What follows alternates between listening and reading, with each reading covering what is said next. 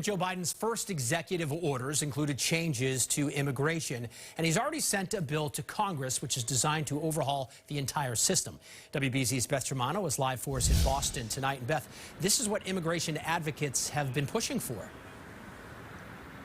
Well, it brings new hope, especially for those called the Dreamers, whose program has now been fortified by an executive order. And it brings new hope to those and removes an element of fear that they'll be able to stay here. Like, it's a path to permanent residency. So that's a little weight off our shoulders. That path for 20-year-old Angie Palencia began with an executive order signed by President Biden within hours of his inauguration. And this program, DACA program, kind of made me feel like, hey, I have a chance. You know, I do belong here. Angie Palencia came to the United States as a 2-year-old, her family making a perilous journey from their native Guatemala.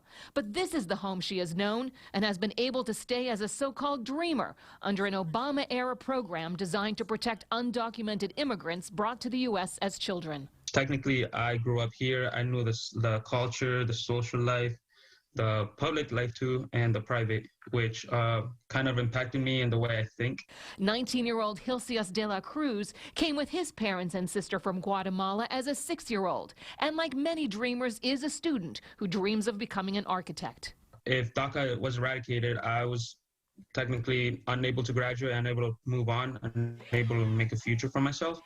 So that kind of got me scared. President Trump shut down the program, bringing protests to Capitol Hill, though it was later upheld by the Supreme Court. Still, it's on murky ground. President Biden's executive order gives it staying power for now, along with helping to provide a path to citizenship for millions of undocumented immigrants. Many people were wrongly ordered deported due to Trump's policies, and it'll allow us to revisit a lot of that.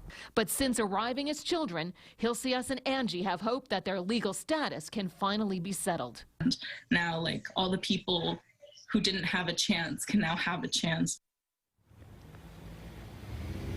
Immigration advocates hope DACA finally becomes permanent in a comprehensive immigration reform package, but for now it remains in a Biden administration.